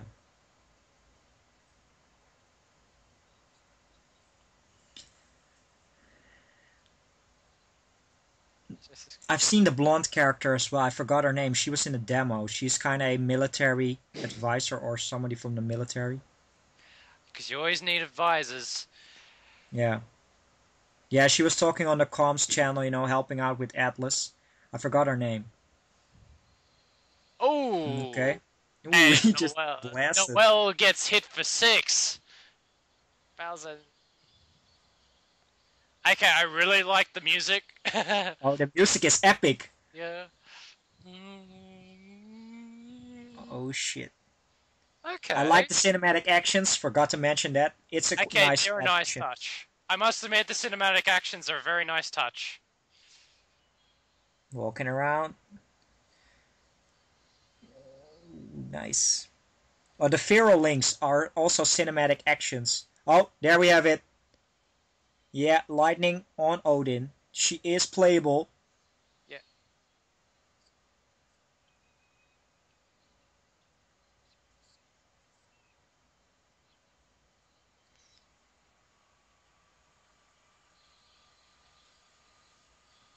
Huh? What's this? That's Hope. Oh yeah, that was Hope. With his boomerang now, this is the character that I'm interested in, is this black long-haired guy that's appears on the cover. He's actually the one element that I'm really interested in finding out more about Final Oh Fantasy yeah. 13-2. So, Yeah, me too. Ooh, January 2012. I, I it was nice to see Hope. They didn't show him, but his boomerangs, it's Hope. it certainly wasn't linked. No. Oh no, definitely not. So Uh, I might give it a go. Just my cinematic nature. I'm praying that they've made the game a lot more accessible to other players. They may have been worn out with the first game. Like I said, if they're gonna have the battle system back, just have the resources present. I know that we're bring in towns again. Hopefully there'll be weapon stores and all that. That's what I'm kind of praying for. I know people thought having it all in the save point was streamlined, but I don't know. I've got a soft spot for the old weapon and armor stores. let's see. I kind of have my thoughts on the battle system. Yep. I think if they implement it well, I think it will sell you on it, and that is the monsters. Make them very risk reward heavy by going to optional dungeons that you're listening to right now and get specific monsters only able from the side quests, which help you grind. And what's most important of all, which was not present in the exclusive showcase, is being able to have custom made paradigms. Now I'm saying, they said there are about 100 monsters. Fix them into your preferred paradigm systems.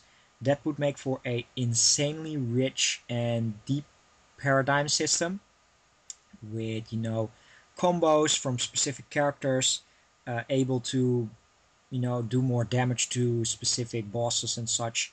I think they have a potential very deep gameplay system on their hands with that, but they have to implement it very well. Yeah. That's they should have a lot of custom options for the players. Now, if it's not available, I still think that I'll like it for the fact that you have recruitable. But having more control for players, I think will make non-believers believers. I hope. Uh, I probably will play it just because of my philosophy that just because the first one I didn't like doesn't necessarily mean the second one's going to be bad. Even though I just see all these trailers, it's just a good chance I'm going to play it anyway. Who knows? It may be better. So You know, you can't make your final decision just based on what you see in trailers. You know. True. So I'm gonna True. definitely give it a go anyway and see if it's better. But I really liked the trailer. It added a lot more, and it added more insight on that final character that's on the label that I really want to know more about. So Yeah. Yeah, I'm of course I'm getting it day one. I'm very psyched for it. Just story related, there's almost nothing about it. I honestly feel that at the end of the final game, things kind of have went awry between Cocoon and yeah, Pulse. I feel that Lightning is probably stuck in a different dimension, you re- maybe li- by that other character, but who knows? yeah, I think that's pretty much a given. You know, it can be anything at this stage where it'd be limbo, another dimension, another time. Alright, I think that about wraps it up my discussion on and my experiences on Final Fantasy 13 2. Let's, even though we've been talking for great lengthy time, let's move on to the main uh, attraction, and that is Final Fantasy Type 0. So check back for the next part. Okay, RPG fans, one thing that we have been very fortunate to been played lately, and it came out of left field, was Square Enix released a demo for the long-awaited Final Fantasy Type 0 entitled the Natsumi demo, where it showcases a few missions of the game and the headquarters, or the hub, I should say, of where the game takes place. Because Final Fantasy Type 0, like Final Fantasy 8, takes place in a school setting where, you know, you're a part of an academy, like a military academy, and you do basically form a squad and you basically take on these missions. Now, like most PSP games, it's in bite-sized missions, which is very nice, and the demo is very fantastic in the fact that the first option is for like a tutorial, which is actually quite intense. It was nearly the first time I nearly died in a tutorial, because the game is actually quite difficult. However, even though it's challenging, it is very manageable. But one of the beauty that I love about the system, I definitely got to say it's probably one of the best Square games, and even though it's a demo, it's definitely one of the best Square games I've ever played in years. It is incredibly intense. The battle system, you know, and especially the dodge system, which is very, very prominent. You will need to learn how to dodge because enemies will kill you if you're at a low level, you know. And it's designed that you take control of the squad and only 3 characters at a time, but when one character dies, you have another reserve that comes in, and you take about a certain number of characters at a time for each mission. So basically, it is a strategy to basically making sure that, you know, you're able to beat the mission with a certain amount of characters if you're allowed to. And of course, you can redo the missions at your leisure to see if you can get a better grade at the end. But just to go into the bit about the battle system that I really like, and one thing that really stands out is you have, I don't know the total number of characters at the end, but you're given a certain amount of characters in the demo, and what's really cool is each character has their own weapon. Like, one of the characters, Queen, has just a standard broadsword, and one of the other characters, Ace, that you might have seen like prominent on the trailers of Type 0, has a deck of cards. And while there'll be another character that has 2 guns, and another character has a spear, what I love about that is, depending on what weapon you're into, you've got your choice, and I really like that. The best way I like to describe Type 0 is it kind of plays if Final Fantasy 12 was made by the Crisis Core team, where you control one character at a time, but it's in real time, it's very intense, so think Crisis Core times 10, and it's one of the most intense games I've ever played. And the visuals, I am going to go out on the limb and say to you that it is without a doubt the best looking game on the PSP. The character designs, the environments, just amazing. And one of the second missions, I saw a blimp come out of the background, and I thought to myself how gorgeous that looked. And I can go on about how much I reckon this game is just going to be so awesome, but I'm going to give the floor to Aero. What did you think of the demo? Yeah, once the demo was released and you said that you checked it out, I knew I had to try it myself. I really want to say out first of all that this is probably the biggest and most enjoyable demo that I have played. You usually get demos that are interesting, but this, felt like a full prologue. I believe it had about 4 missions, 8 different playable characters, full Yeah, tutorial. You could even save your progress in the demo, which is insane. And a special secret that we'll talk about later on. But Final Fantasy Type Zero Crisis Core was my all-time favorite PlayStation Portable game until I recently played, the Neon Falcon games, Legend of Heroes, and as well as Ys. But Crisis Core was fantastic. The only downfall that I had, downside to Crisis Core was the fact that you only controlled one character, Zack. But this time, you have 13 playable characters, uh, or 12, either one, which is great. I really like the differences between the main characters. Some were a little bit too slow, and while I figure that some are probably not going to be as useful as others, especially if you don't grind those other characters. Um, and I am very psyched for the setting. It's once again Final Fantasy VIII is my all-time favorite Final Fantasy game, and big part of that was its story. The characters, going to school, learning to become to become Seed, and I feel that Type Zero kind of ties in that as well.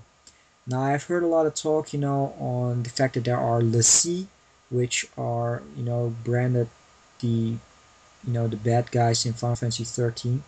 And I'm kind of interested to see how this ties into the world of 13, or at least the setting of Fabula Nova Crystallis. Gameplay, top notch. It is indeed really difficult. There was a great guide by Siliconera to help us out, because the demo is of course in Japanese. You got to dodge, you got to dodge. You can rack up some nice combos. Like I said, different play styles. There are even some enemies that you just cannot defeat. You have to run from them as well, which was present in one of the missions. And I'm really psyched for Type Zero. It's looking like a great action RPG.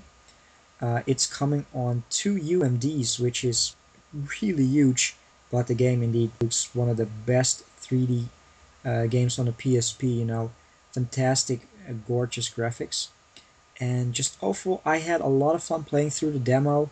Like I said, really lengthy, great differences in missions. I was able to check out the system, and this game, at first I didn't check out anything on Agido when it was called Agido 13, and then they changed it to Type Zero. I didn't look at any of the screenshots, didn't look at any videos, just to keep it fresh. But the demo completely sold me on this game.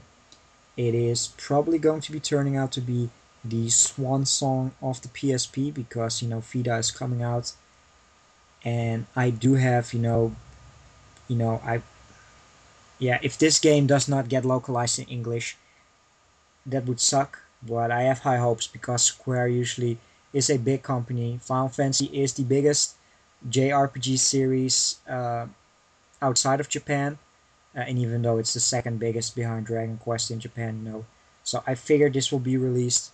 They just have to announce a localization. But Type Zero is a great game, and I encourage everybody to check out the demo. Even though it's in Japanese, it's still very enjoyable. There are a lot of great guides out there that help you through it. It generally got me very psyched and excited for this great game. And Square has, in my opinion, gold on their hands. This is indeed one of their, like you've seen in the previous episode, I loved 13, but Type Zero is great. After remaking a lot of stuff with Final Fantasy 4 and you know, the Heroes of Light and stuff like that. This is a true Final Fantasy game, even though it's an action RPG, that I feel will sell a lot of copies because it is just great. You know, uh, yeah, I recommend Type Zero to everybody who's a fan of action RPGs. If you've liked Crisis Core, you owe it to yourself to check out Type Zero. Um, of course, it won't have the story of Final Fantasy VII behind it. It has a unique story, but I'm really genuinely psyched for it. I love playing the demo, and it's still on my PSP, and I'll probably give it a playthrough again. Hopefully, there will be an English demo as well later on. But I really liked it. Yeah, that's what I'm hoping for, is there'll be an English version of this. What's really cool is I've seen some videos online of people that's like leveled up to level 25 on the demo. Just they've played it that much, that they've leveled up to that point. I'm like, oh, that's dedication. One of the big things that I just want to mention about the demo is, especially for people that wish to pursue the full Japanese version, is there are costumes that are scattered in a demo that are only available to be procured in the demo, but you can't wear them until the full version. So that was why most Japanese players were rushing to play the game, because they wanted to get all 14 costumes so they can wear them. And they were the summer school outfits. And if you're into that, then go nuts. I'm kind of a completionist, so I'd probably do it for completionist's sake. Um, that, well, when I say I'm a completionist, that's from a game to game basis. But there's something about it where I just love costumes and RPGs, and I just want to collect them all. So, but yeah, one thing that I'm really not concerned about, because I definitely think Square has something up its sleeve to give players, is summoning summons in Final Fantasy Type 0 comes at a price, where the character that summons dies. And I learned that the hard way the first time I played the demo, where I had a really poor playthrough, and I had all my characters died. I had one more, and I said, "Oh, I'm gonna try summoning summoning someone." So I summoned Shiva, and my God, the power they have is just amazing. I went up to a behemoth and killed it within seconds. Like, that was supposed to be like the boss of that mission, and Shiva just made short work of him. It was just absolutely amazing. And what happens is when you summon the Guardian Force, is you get basically a timer, and when the timer runs out, you revert back to that character, but you don't, because that character is dead, so you actually have to switch to another character. So the question I asked to Square Enix is, there possibly going to be a way where that character can be revived? I definitely say there probably will be in the main version, but I just felt it to be different. And it's a strategy where it's a trump card, where if you're willing to sacrifice someone for that 30 seconds of just absolute power at your fingertips. The other thing is there's these parts of the missions, I completely forgot what they call it. I think the SOS, where they require you to do a little mini sort of objective in certain parts of the mission. Now, it was in Japanese, so I couldn't understand what they required me to do, but that could be fun as well. It adds another challenge that's already a challenging game, so I'm very interested.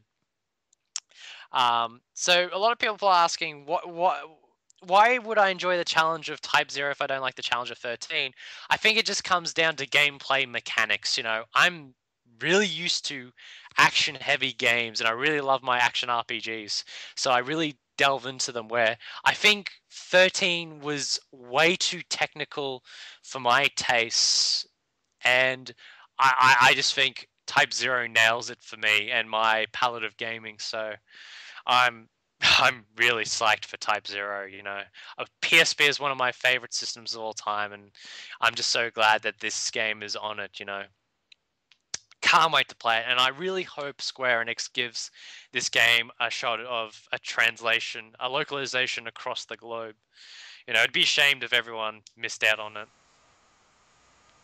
Oh yeah, definitely. Today was a very interesting announcement, and they postponed the game for 2 weeks to to work on it a little bit more. Even though it was already postponed earlier. So The it's a good. Yeah, just sorry to interrupt, but the thing I just remembered then is the thing you got to understand about like the third birthday and one of the Kingdom Hearts games and Type Zero is they were originally not going to be for the PSP. They were actually going to be on mobile devices. And halfway through, they decided to scrap that plan and went with the PSP for the third birthday and Type Zero. So they kind of, I wouldn't say wasted a lot of years because they already had sort of like the artwork and probably some of the main scenarios flushed out, but it took them a while to really, you know, take the most of what the PSP had to offer and just push it to its limits, you know. And as Ero mentioned, you know, the Type Zero may be the PSP swan song, but wow, what a way to go! You know, to have this wonderful game that pushes the system to its limits, and you never know, it may get so popular that we might see another type of game like this on the Vita with even more fantastic visuals and whatnot. You know, I'm just really looking forward to it. You know, I really want to play it. I might even import the Japanese version. That's how much psyched I'm for the game. Alright, so that was our talk on Final Fantasy. Now, one thing that I want to mention to everybody that might have, missed out, there has been a very interesting project recently called Final Fantasy Legends Hikari to Yami no Senshi, which basically translates to Final Fantasy Legends Warriors of Light and Darkness. Now, this was another episodic Final Fantasy game in the style of, the first six Final Fantasy games that was distributed in Japan only on both iMode and EasyWeb. So once again, a mobile game. It was about, I believe, 13 to 15 chapters long episodes that have been released over, a span of a year. And with the recent release and packaging of Final Fantasy IV: The Complete Collection, while everybody is hoping, for 13.2, as well as Type 0 versus 13, I myself am really interested to see Final Fantasy Legends being released in English and in packaged form, because it's a throwback to the first six. Now, last year we saw Final Fantasy IV, The Four Heroes of Light, which I was really interested to see because it was supposed to be a throwback to the first six. Sadly, it had a 3D remake and the gameplay was a little bit different, so I was not that interested in it. I still want to check it out at some point. But Final Fantasy Legends looks very interesting to me, and I hope they release it. It has a job system like Final Fantasy V, which I wanted to play for a long time. Sadly, I recently found out that my battery on my Final Fantasy V cartridge has died, and I have to restart the entire game again, and have lost about 5 to 6 hours of playtime. But just briefly, I wanted to mention Final Fantasy Legends. I've seen screenshots and a little bit of footage. It's looking like a very interesting RPG in that early six style. So those really old school Final Fantasy fans that just can't stand Square Enix Final Fantasy games nowadays, I hope you are able to enjoy Final Fantasy Legends Warriors of Light and Darkness. By the way, Greg, did you know about this game or? I actually have known about Legends for a while now. I kind of joke that, you know, Square's gonna take that and package it in as as its next HD 2D Final Fantasy game on the PSP or on a downloadable service. I definitely know there's a lot of people that hail like 4 and 6 as their favorite. I definitely say that's going to be the group that will focus on playing Legends. So they definitely have an audience. I definitely say it, so it's worth taking the risk. I don't know how big the audience is, but I do know a lot of people love 6, so I definitely say that there's a lot of people that would give that the chance. Um, I kind of like the fact that every episode focuses on a character of a certain job class. So I'm interested to give it a look. You know, if there ever presents the opportunity of a translation. All right. Yeah, I'm psyched as well, of course, and definitely pick it up, if it's ever released. But yeah, I think this is about wraps it up for the optional dungeon. which leaves us, with our final thing is the weekly challenge. Somewhat disappointing for some that I really, a game that I've put 4 hours of my time in as of now, and that is Xenoblade Chronicles. And I have picked up my copy yesterday. I have put about 4 hours into it. It took a while to get used to the MMORPG style setting, but that's all about all I can say. I am fully immersed in the story right now. I can't wait to play it more, and that's going to be my challenge because I want to finish this game, and it's about 60 hours long, and that's about the same amount of hours that I'm working on my job, let alone fact, to do my YouTube stuff, live my life. So that's my challenge for this week, and probably the next one is being able to see conclusion of Xenoblade Chronicles this weekend now, and I'll probably play it some more this weekend. But there's also Rpgibberish editing and Gamescom editing to be done, so we'll see how far we can go. And I'm pretty sure that the next episode will probably be about Xenoblade Chronicles, at least our progress in it. I know, and it even, it pains me in my heart because I am asking daily, to Greg if he got his copy yet, but The Australian mail service has been, I don't know, pissing me off as of late. They have not sent it to me, and I'm very angry. I'm very close to tackling the mailman and putting him in a room where I'm going to ask him if he knows where it is. With a lot of, nah, I'm not evil. No. I hope I hope it comes next week because as everyone knows, I'm really looking forward to playing that game, and the reaction to the game has been astounding. I know a lot of people that are absolutely obsessed with the game, and I'm just hearing so many good things, and hopefully I'll be able to play it next week. I'm not going to set it as a challenge, as it's going to be the primary game I'm going to be playing throughout September. I guess you could say kind of a challenge is to play more Dragon Quest VI, but since this is the 25th anniversary, around the time of the collection, I really want to get into some Dragon Quest games, and 6 is going to be my primary numbered game. However, for my weekly challenge, I'm going to pick a very interesting game of the Dragon Quest series, and it's actually about a character from Dragon Quest IV. And the game is called Taneko no Daibuken Fushigi no Dungeon. And what this is a roguelike game that stars Taneko, Tulun, the lovable merchant from Dragon Quest IV. And I really liked his character. I loved how he was introduced with the, basically without the game telling you that you can venture outside the weapon store. I really loved that. It was one of the most charming things I've ever played in RPGs. So to find out that this character has a whole stream of games to himself, I've always wanted to play it. Now, a lot of people know the series by the PS1 roguelike game, Taneko's Last Hope. But this actually came out before that on the Super Famicom, and I'm going to give it a shot because I haven't played a roguelike in a very long time, and I've always wanted to pick one that I think would be very fun to play, and I think this is the one that I'm going to play. I've seen some screenshots on it. It looks fantastic. I'm going to give it a shot. You 16-bit whore. Dirty 16-bit whore, no. But alright, that's a very interesting weekly challenge. Tornico's Dungeon. It's very interesting. I have a copy on the Super Famicom that I picked up a while ago for a couple of dollars. Very interesting to see that's not developed by Enix, but by Chunsoft. Known for a lot of sound novels, visual novels, as well as 999 on the DS last year. But very interesting to see. I haven't played a lot of roguelikes, and I know the Mystery Dungeon series has a very rich history. It has Pokemon Mystery Dungeons, Shiren the Wanderer, and the Tornico ones.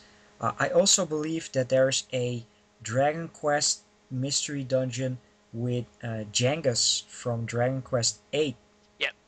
Yep, with Yangus, and it's actually that's one of my most desired import games is to play the Yangus Mystery Dungeon game where he's a little kid and you get to learn about him and other characters. I'm really really looking forward to playing that. But for now, I'm just going to be happy to play Taneko's Mystery Dungeon. Yeah, well, I've actually played Shiren the Wanderer, and I actually really like that. So I think I'm in good hands with Taneko's Mystery Dungeon by Chunsoft. Oh yeah, I wish you all the luck. It sounds like a great weekly challenge. I hope it's not the lengthiest game out there. I really enjoy your short RPGs that raises the bar for me whether I want to play them or not. But interested to hear your thoughts, and I definitely hope that you're able to get Xenoblade Chronicles ASAP, because I will be playing more this weekend for sure, and I can't wait to share my experiences if you've played it as well. So let's hope Australian Postal Service does its job well, and we're all able to enjoy Xenoblade. I hope so too. It's just driving me nuts. But yeah, as Ero's mentioned before, our next episode is going to be on Xenoblade. I wanted this a long time ago when the game was announced. I wanted to talk about it. I was hoping that I would be playing it now. We can get our first impressions done. I probably will be recording a video on my channel, RPG Swagman, before the podcast. But it's going to be really good to get me, Ero, and of course a very big guest for that episode who has actually beaten the game. So definitely look forward to that. Oh yeah, definitely. I can't wait for it. And just a quick announcement. We really want to give credit to the Xenoblade episode. If we have not put enough dedicated time, there might be a small delay for the episode. But of course, we always have optional dungeon to talk about. So perhaps, we move the optional dungeon first and then place the Xenoblade Chronicles. Just a reminder to everybody, Tokyo Game Show will be up in a couple of weeks as well. So be sure to see an optional dungeon, fully dedicated to Tokyo Game Show as well. But I think that about wraps up this optional dungeon. I know it's been a very long time, about a month since we've been talking about our games that we've been playing, as well as the weekly challenge. So this one was a little bit more lengthier than usually. We try to aim it for maybe 2 or 3 parts, but this is basically, the guide and episode. You might see it as a full episode, optional dungeon, the episode. Maybe we should have a optional dungeon for the optional dungeon episode. No, the optional dungeon godlike mode. Yeah. It's... Oh god. I just can't believe that this is supposed to be the second half of the full Rpgibberish podcast, and we've ended up creating another podcast on top of it. So I enjoy it for all it is. We're still wondering how this is going to fit in on the MP3 download, whether we're going to tie this into one massive MP3 download or to have it separate from now on. Yeah, I do apologize to everybody out there who has been looking for MP3. We are struggling with the account because it's a free account and you only have a set amount of bandwidth, and the bandwidth was just gone after one episode. So we have to figure something out for that. Perhaps put it on iTunes or something like that, but that has required some research, and I don't have enough time to check that out. But we'll get there. Just keep watching it, keep listening to it. We are pretty close to 200 subscribers, which is absolutely fantastic. I wanna... Yeah, that's great, right? Within a month, 200 subscribers. That's just crazy. Yeah, thanks guys for supporting Rpgibberish, and we appreciate all the comments that are made. I personally gotta do my part and respond back, because there's been some great comments. I know there's a lot of feedback in terms of audio quality in the last episode, and we'll definitely address those, of course. One thing I'm looking forward to is one day when I get my computers to relieve some of the burden from Hero in terms of editing. I don't edit because I don't know how to, because I actually have edited sound files and MP3s before. It's just my laptop doesn't have the capabilities for it. So when I get a better computer, I'll probably be doing my part on the editing as well. Yeah, sure, no problem. It's just I'm struggling with my notebook as well, but We'll get there. It's still working out. We have a new recording program which is working way better than before. So yeah, briefly, I just really want to give a special thank you to most notably Pete Dorr, Benzo8686, who had recommended Rpgibberish on their channels, as well as a few others. That's always great, to recommend us. Even some more, the added bonus. But yeah, this wraps it up. We're running out of time for this part. Greg, you got any closing words? Yeah, Australia Post, do your job. Yeah, it's. I hope you get it as soon as possible, and yeah, I'm sure we have a Yeah. fantastic Xenoblade Chronicles episode coming up. But I hope you get it soon. Until then, enjoy Dragon Quest VI, enjoy Tornico's Dungeon, and I will be continuing on the Fire Emblem craze because it is a fantastic game. Just epic. But I also gotta play Xenoblade, which is just as awesome. I want to thank everybody once again for listening to this episode. Be sure to check back soon. So thank you guys for watching and listening Optional Dungeon, and we'll see you next time. Thanks, guys.